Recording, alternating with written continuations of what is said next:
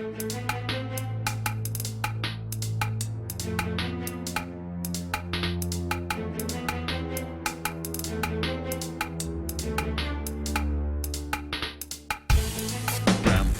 is The Hub on Star FM. Now, to get us started with the preamble and chapter 1 of the Constitution, we have in the studio tonight the Deputy Minister of Justice, Legal and Parliamentary Affairs, Comrade Fortune Chasi. Sir, it's a pleasure to have you on Star FM. Thank you very much, Napoleon. Welcome. Now, sir, let's go straight into it. We might just take it for granted that all Zimbabweans know what a constitution is in the first place. But for the benefit of those who do not know, what is a constitution?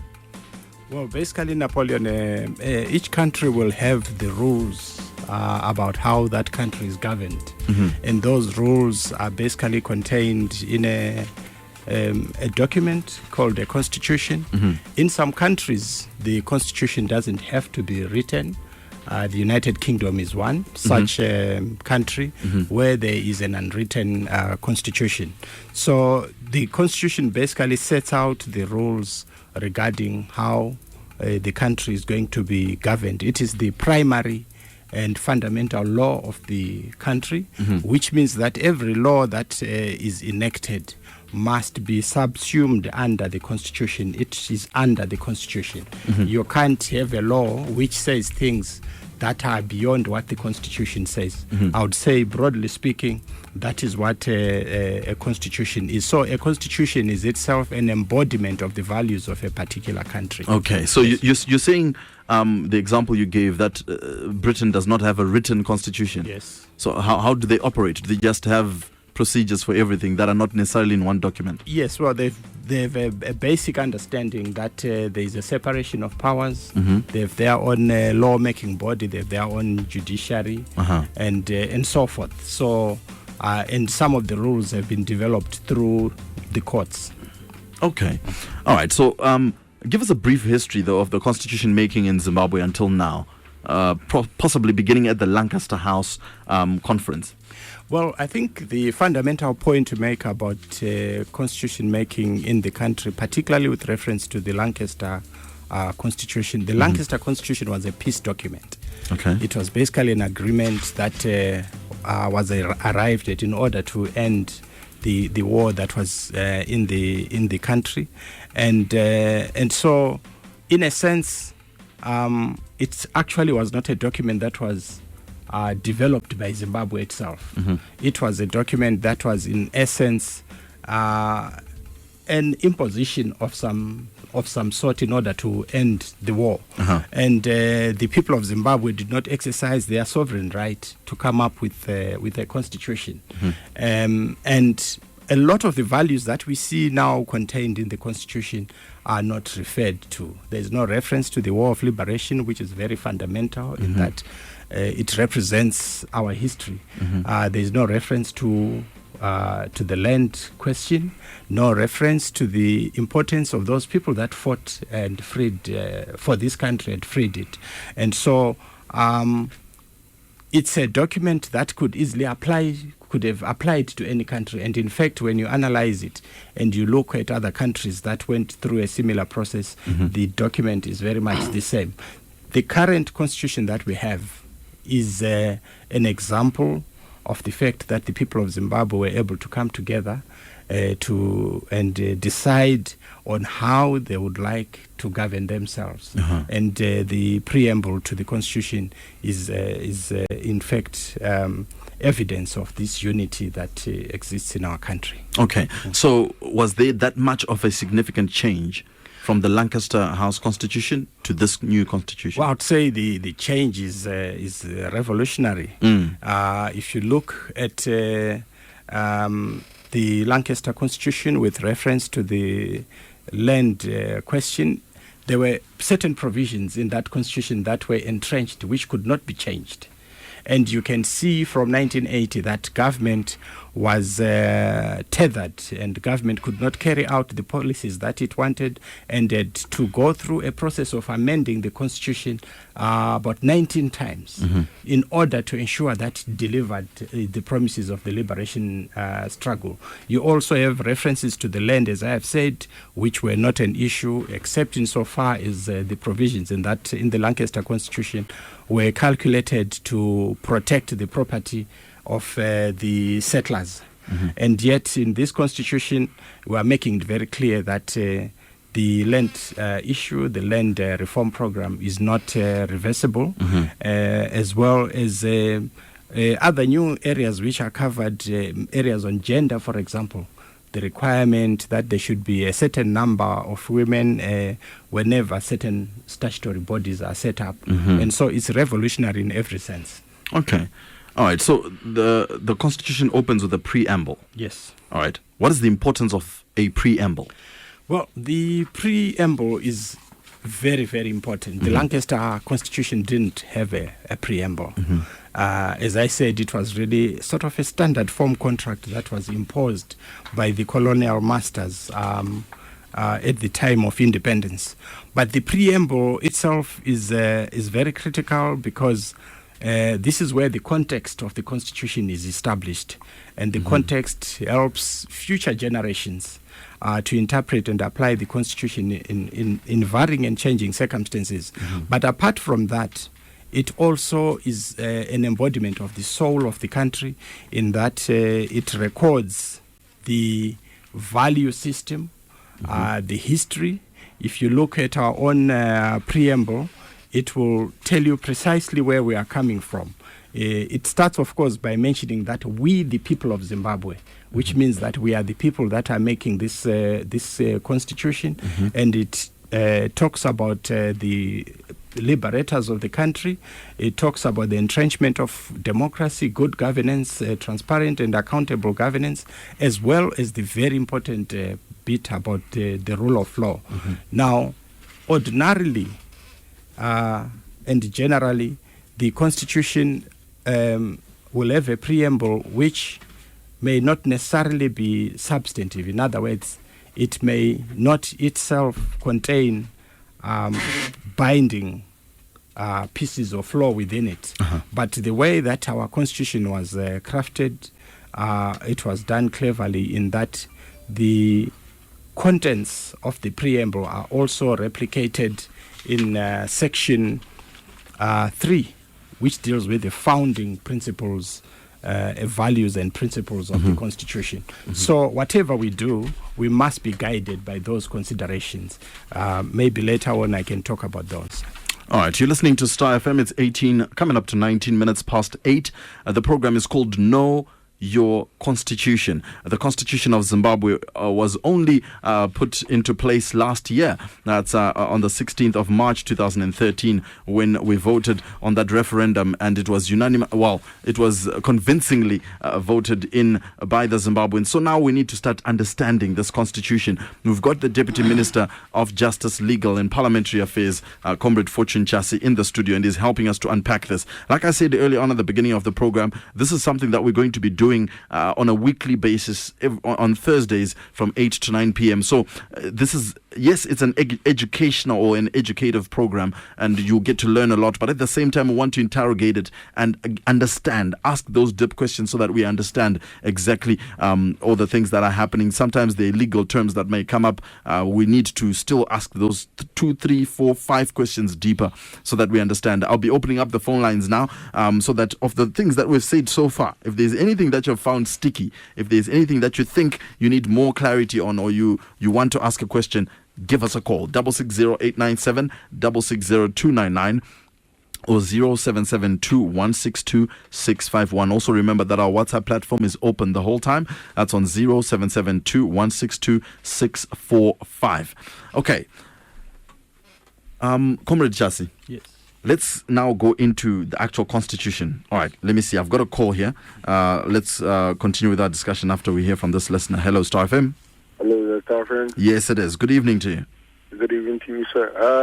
I'd like to commend Deputy Minister because he is very clear and it's very precise. Also, I'm kind of worried, and I'd like to understand. I'd like to find out if he's also worried by a lot of the opinions in our private media with regards to aligning laws expediently. In my opinion, I believe that we're being what they call bum rushed. We're being pushed, but pushed unrealistically. Because if you take a look at our constitutional outreach, it took quite a bit of time. Now, to align these laws in 9 months after an electoral victory, I think is being unrealistic. And I think that this point needs to be made.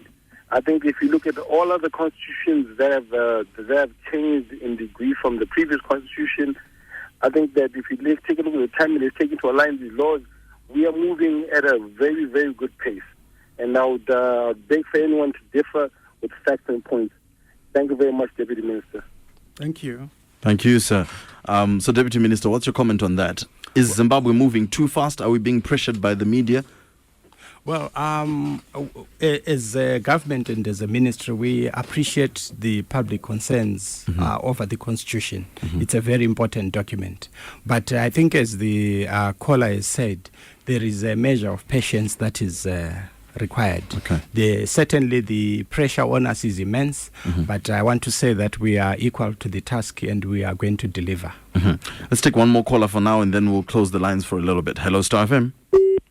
Oh, lost that caller. We'll open up the phone lines in about another 10-15 minutes. But let's get into the meat of the Constitution. Sections 1 and 2 provides for the establishment of the Republic and the supremacy of the Constitution. Now, what does this mean?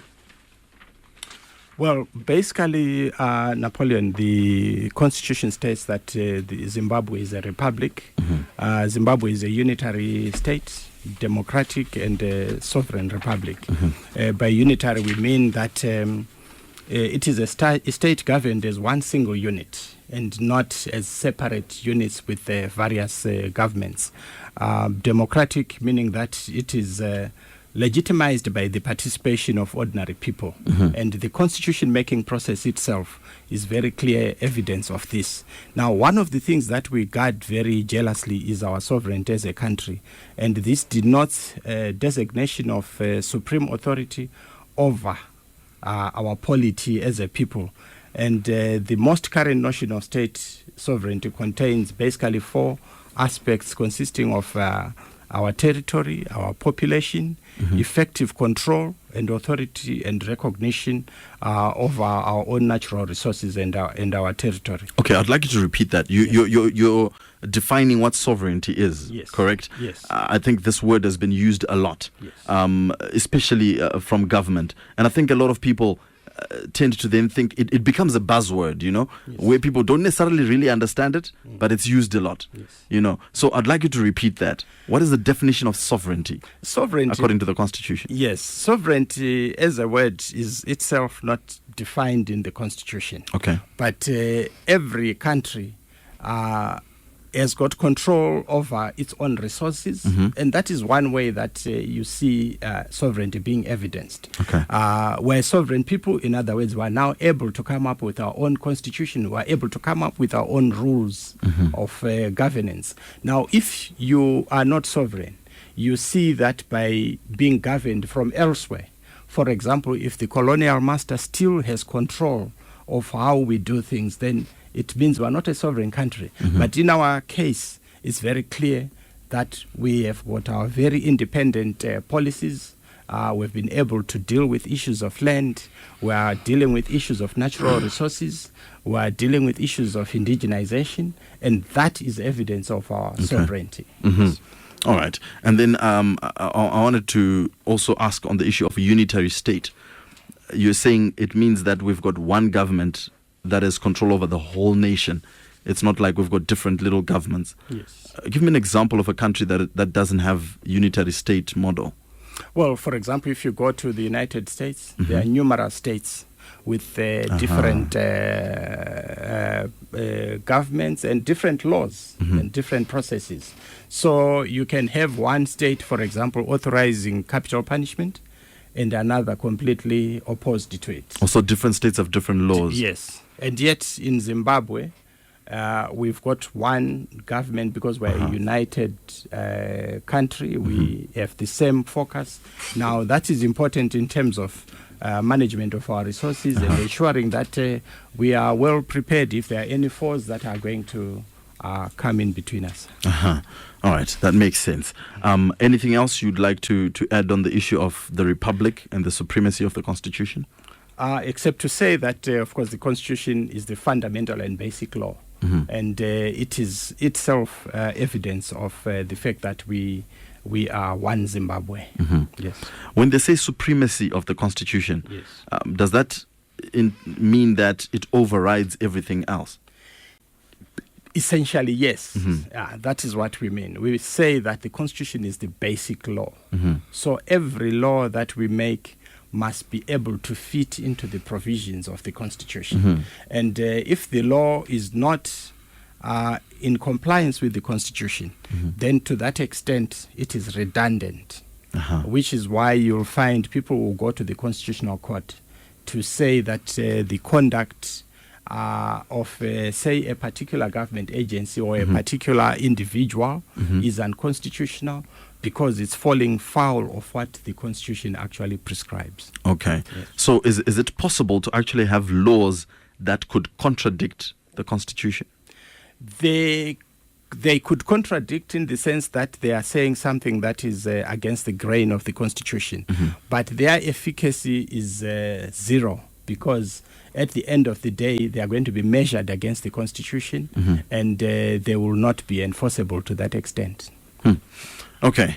Let's move on to the next section. Section 3 provides for the founding values and principles. Well, this is a very fundamental section in that it sets the tone for the content of the Constitution. And as I said, this is basically a replication of the preamble in a more refined and substantive sense. It restates the fact that the Constitution is supreme. In other words, nobody or anything is above the Constitution.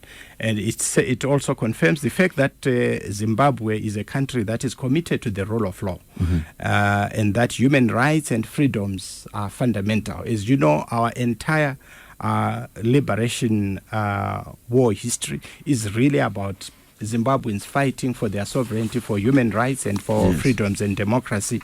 And it also recognizes that Zimbabwe is a country of diverse cultural, religious, and traditional values, and that people are free to exercise their own religion without hindrance from the state, and also that the dignity of the human being is of central importance in the work that government does, and in the way that people should relate to each other, and that all human beings are equal.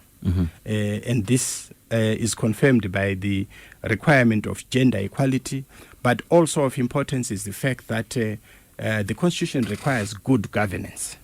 And also a key part is the fact that there is direct recognition of the liberation struggle. These are values that you will not find in the Lancaster Constitution because they were not important for those that impose the Constitution on us. Would you be able to, I know you to be reiterating as well, Yes. would you be able to list for us Zimbabwe's values? Yeah, sure. Yeah. I know a lot of people listening right now have never actually heard that Zimbabwe has values. Yes. If you know what I mean. Yes. We speak about them generally as saying, you know what I mean? Yes. But knowing that as Zimbabwe, if we're going to have a written down list of this is who we are, it would be in our values. Yes. So I would like you to reiterate there and ask our listeners to take note and listen very carefully. Yes. What are our values as Zimbabweans? Our values. The Constitution is the uppermost legal document in the country. And that the rule of law is fundamental, which means that the Constitution will be followed and that the judgments of the courts will be followed, whether they are made against government or any other entity. And the fact that fundamental human rights and freedoms are critical. In other words, in whatever we do, we want to ensure that people enjoy their rights and freedoms. All right. Sorry, let me just cut in the number one, Constitution is supreme. Yes.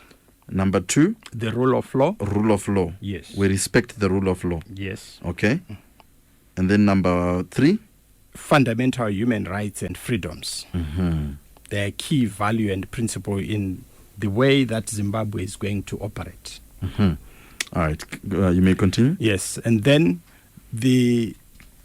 our system of governance recognizes the diverse cultural and religious and traditional values.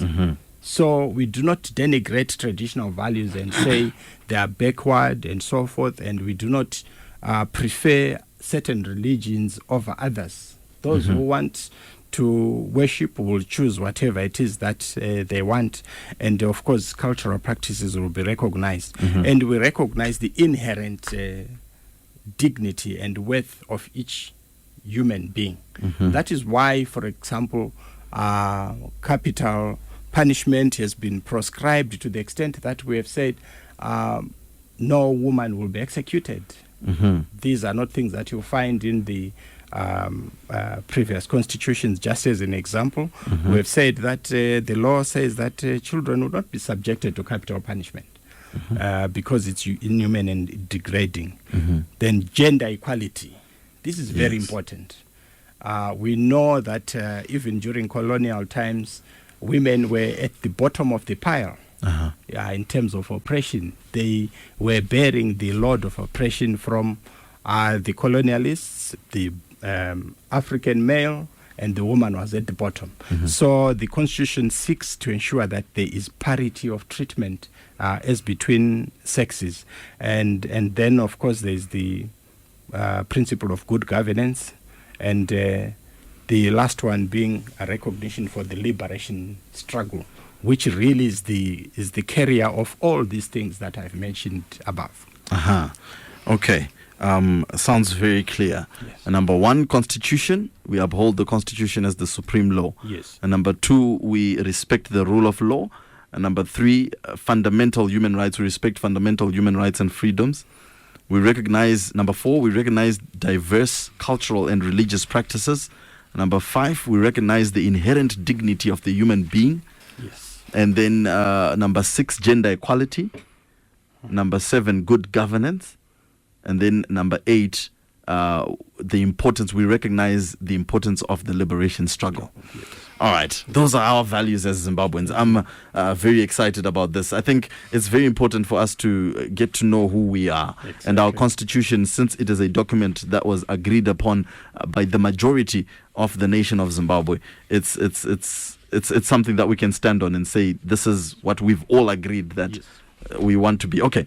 Let's move on to section 4, which concentrates on the national flag, national anthem, and public seal and coat of arms. Yes, the national flag is referred to directly in the Constitution because it also has important aspects of our sovereignty. The national flag, the national anthem, public seal, and coat of arms are all illustrated in Schedule 1 of the Constitution, and they are all symbols and signs of the social, economic, political, cultural, spiritual, and religious identities of the Zimbabwean people. They also, in a sense, are an expression of the strength that lies in our diversity as a people.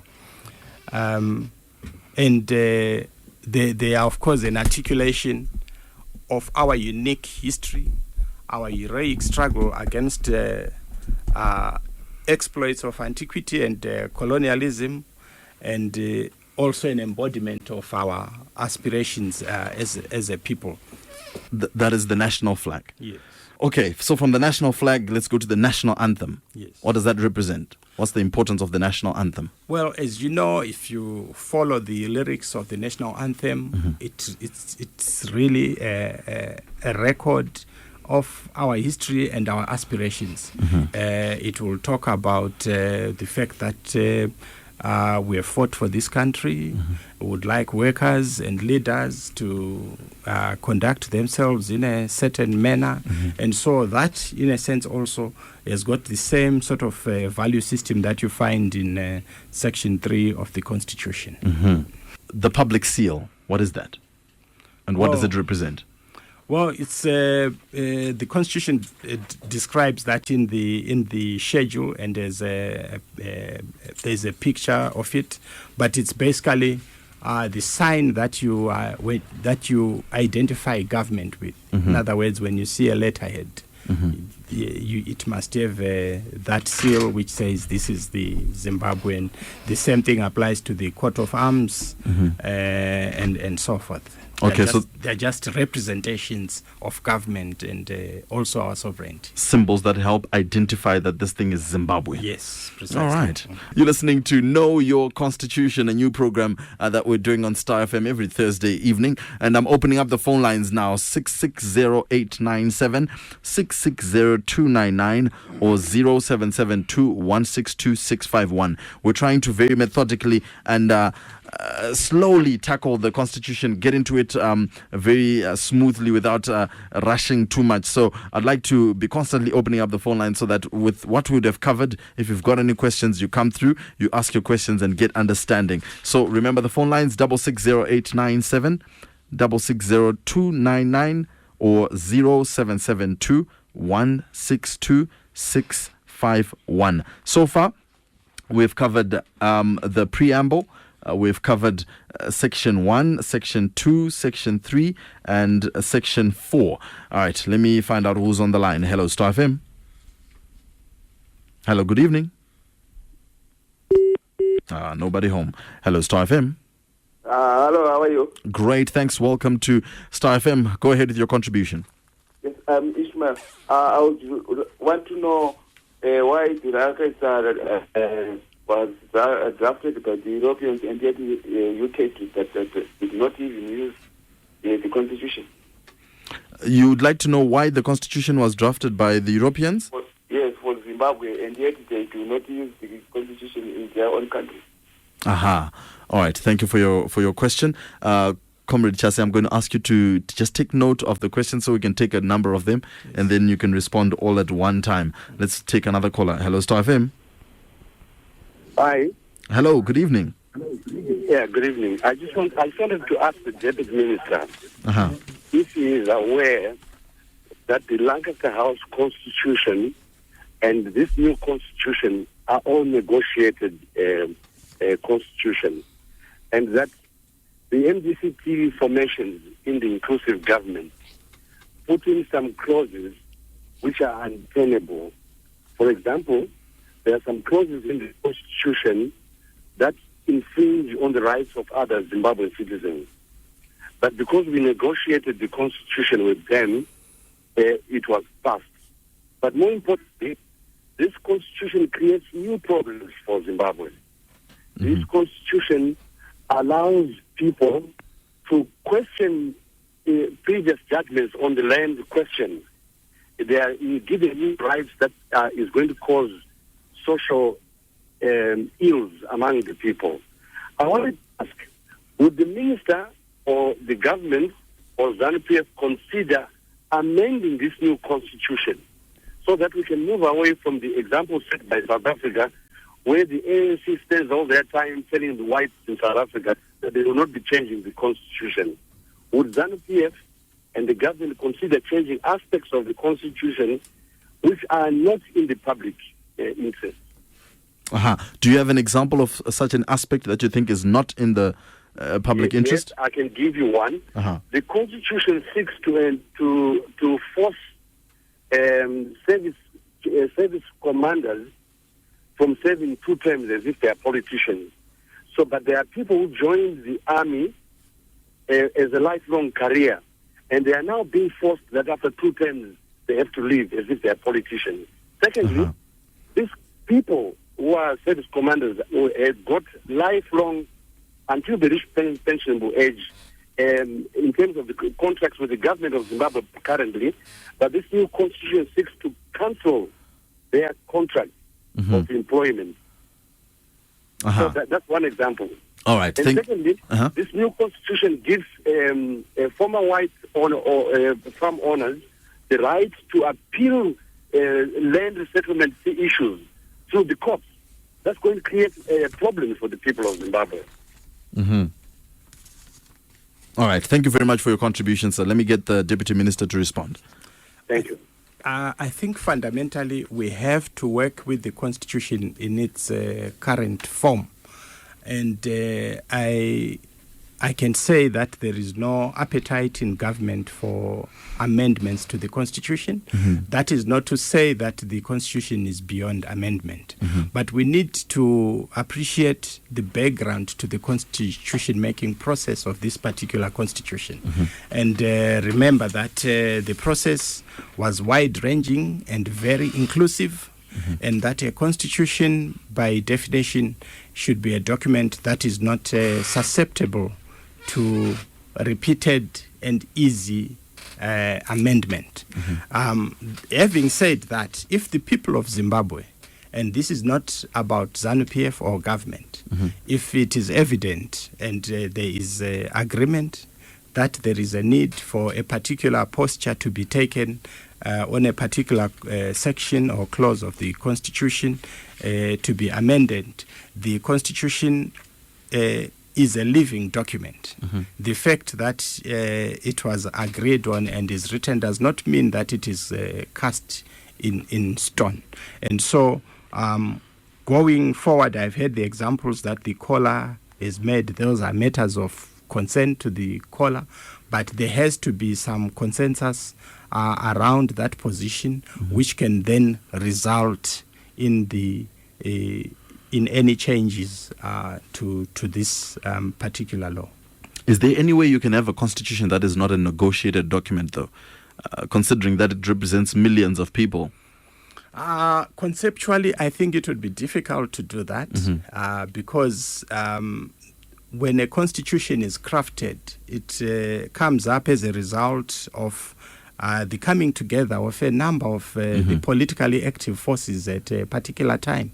And as we know, in this particular case, it is those parties that were in the GPA that basically gave rise to the Constitution. So there will be elements of give and take in a constitution, and at the end of the day, it is the will of the people of Zimbabwe that must prevail. And I have no other position to take except to say that the Constitution as it is represents that will as represented at that time. Looking at the contribution that came from that last caller who called us on the program, they were saying that it gives former farm owners the right to appeal. Isn't that contradictory to another statement that is in the preamble that talks about the land reform being irreversible? Well, I think basically the right to appeal is one that is generally considered to be a fundamental part of the rule of law. Okay. Yeah. In other words, if one has no chance of going to the final court to test their own position, then they will continuously feel that they do not have adequate protection of the law. Okay. But the point that the caller makes is, of course, a very critical one. The Constitution protects the land reform program. And because the land was really the fundamental reason for the liberation struggle, amongst other reasons. And that program has got to be protected to finality, and the Constitution does that. Okay, so in other words, the right to appeal is a right. It's generally a right in the rule of law. You should be able to appeal anyway. It should be able, and the courts will apply the law as it is contained in the Constitution and other statutes. Okay, there was another question that was asked previously about the British giving us a constitution at Lancaster, and yet they don't have a constitution. Yes. a constitution in the context of the Lancaster negotiations is really some form of contract. And the forces that maybe were preeminent at the negotiation table, the British would have wanted to ensure that certain things are protected. Obviously, there was a desire to protect their kith and kin. And if you do not have it in writing, then it is vague and ambiguous, and it's not clear what the provisions are. So it was really within their interests that this agreement was reduced to writing. As well as in this particular constitution, it was desirable for us. They didn't draft this constitution for us. We drafted it for ourselves, because we also wanted to capture the values that we have spoken about and to ensure that our own system is documented. Okay, I've got the phone lines ringing off the hook here. Hello, Star FM. Hello, good evening. Hello, good evening. Oh, lost that caller. Let's try another one. Hello, Star FM. Hello. Hello, good evening. Welcome to Star FM. Go ahead. Thank you. I'd like to ask the Deputy Minister what steps are being taken to educate particularly civil servants like the police, the Registrar General's office, to ensure that they also begin to operationalize what's contained in the new constitution. Because we seem to encounter challenges where probably in terms of interpretation of the constitution or application of the rule of law when it comes to citizens' rights. All right, thank you for your question. Well, generally, this program will apply with equal force to every government department. They are listening, and we expect that they will also get to understand the Constitution better. But we are working on specific programs that will cover government departments. Last week I was in Mutare attending a justice, law and order discussion around issues of the Constitution and human rights, and attended by a multiplicity of NGOs as well. But education on its own, I think, will not assure us that there will be no mistakes that will be made from time to time. But it's a continuous process which we will not come to an abrupt end. We've got to continue to ensure that everyone understands the meaning of the Constitution, especially the senior government officials. Okay. You're listening to Star FM. It's coming up to 11 minutes before 9. Today we kick off a program that is very important, that every single Zimbabwean needs to be listening to. It is a program that unpacks the new constitution that now governs the nation of Zimbabwe. You can give me a call, 660-897, 660-299. I've got the Deputy Minister of Justice, Legal and Parliamentary Affairs, Comrade Fortune Chasi, in the studio, and he's explaining to us what exactly is this constitution. All right, let me find out who's on the line. Hello, Star FM. Baba Magadi. Tiripoka na Magadiwo. Amapinda mchirongwa bvunza yenyu mvunzo yenyu. Ndinoda kubvunza zvangu kuti pamembero mutemo waramba rekutaura iyi rinotiwo kudipa vashandi nekuti makambani evarungu ari kuvhara izvi vashandi vachibuda vasina choose 40 years uri pakambani unongobuda zvitongonyarwa zvakadaro rinobatsirawo chipa vashandi vemuindastry. Aiwa, tinotenda nemvunzo yenyu. Deputy Minister? Mubvunzo wakanaka zvikuru. Constitution ibumbiro remutemo rinenge richitaura values atambotaura pfungwa dzedu semhuri yeZimbabwe kuti toda kuti zvinhu zvifambe sei. Pane zoita mitemo inoenderana nevashandi nevashandirwi. Ndio inezenge yakubuda ichiratidza izvozvo kuti vashandi vanobatwa sei, maLabor Act ndio anenge akutaura izvozvo. Madetail ekuti vashandi vanobatwa sei pakambani anenge asinganyatsotsetse-murwa muConstitution chaimo. Ipapo, Deputy Minister, I'm going to ask you to define a little bit further. What's the difference between constitution and laws? Was pane mitemo and then pane bumbiro remitemo. What's the difference between the constitution and the actual laws?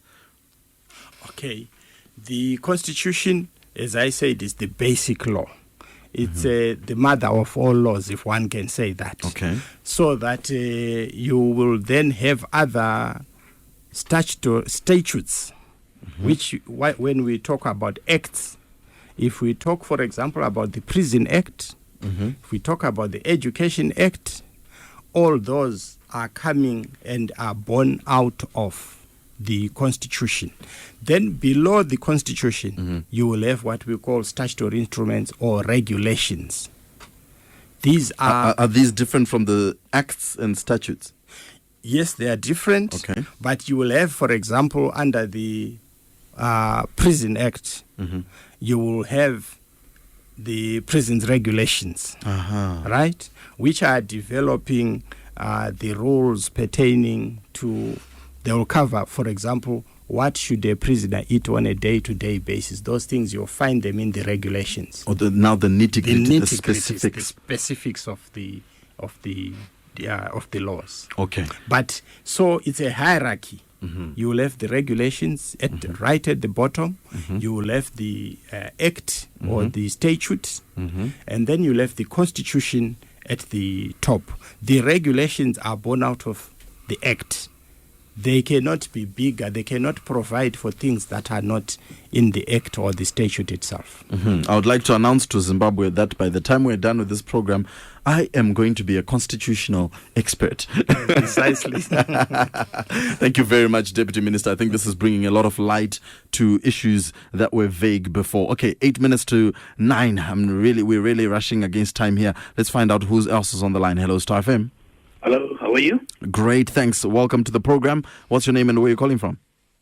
Amos Mukunga. I'm calling from Harare. Go ahead, Amos.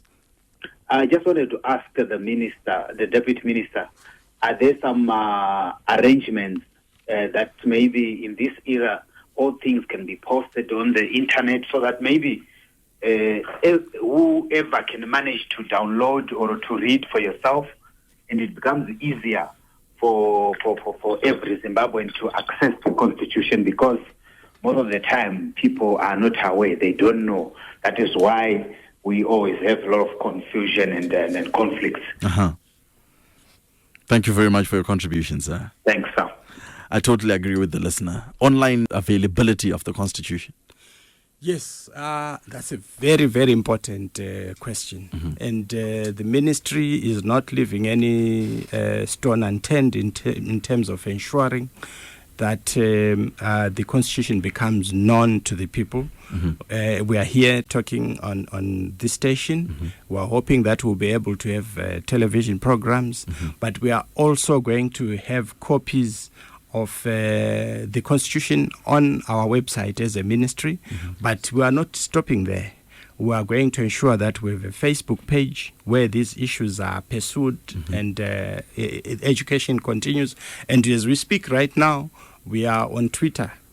All the things that we are talking about here are also going online. But it is very important. We need to recognize that we must take advantage of all delivery channels to ensure that the Constitution gets to the people. But we have also printed a huge number of constitutions, some of them which are really abridged, and they are shortened forms of the Constitution.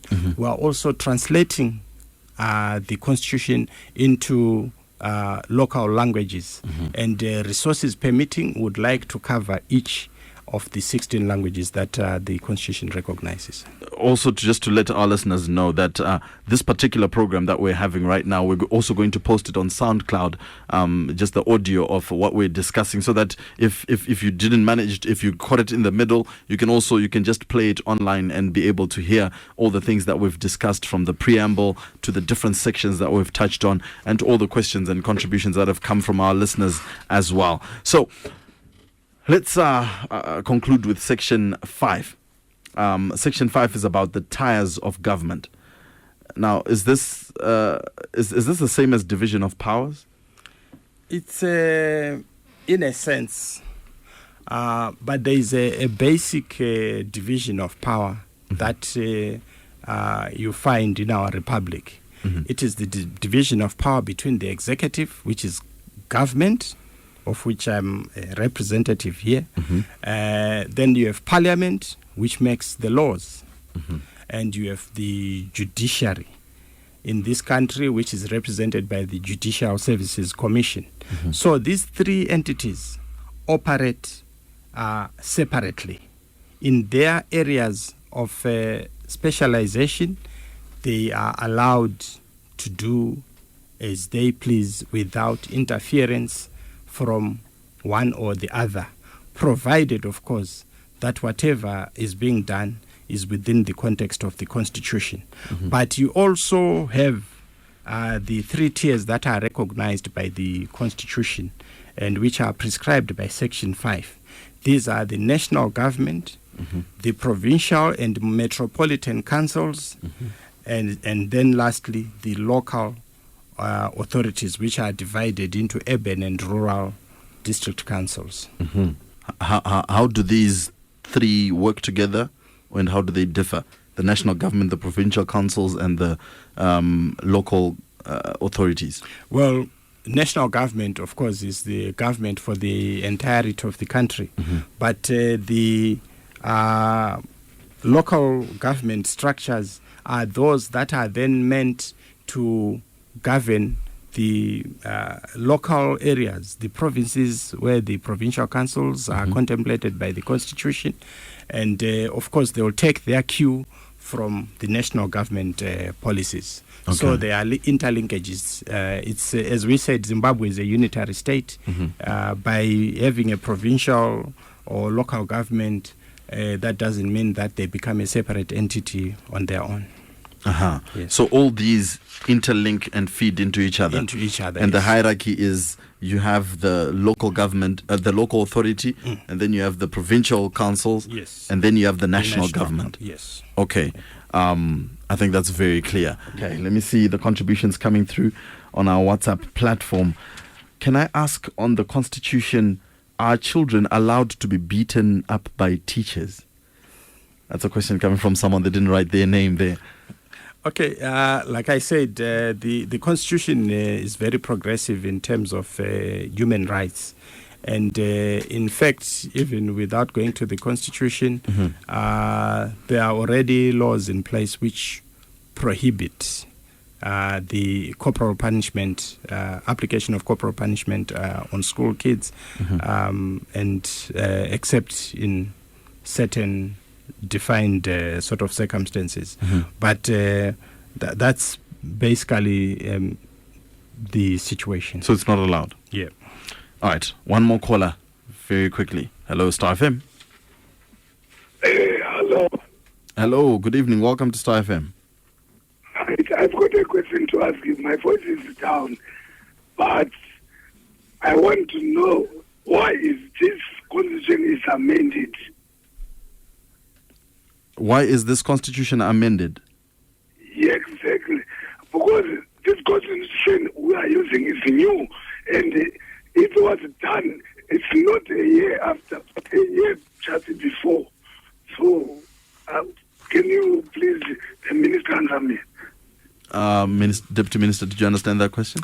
I'm not quite sure I understood it, but I think he is saying that the Constitution has been amended. It hasn't been amended. That's if I understood the question correctly. Well, that's all we have time for tonight. Our time is up.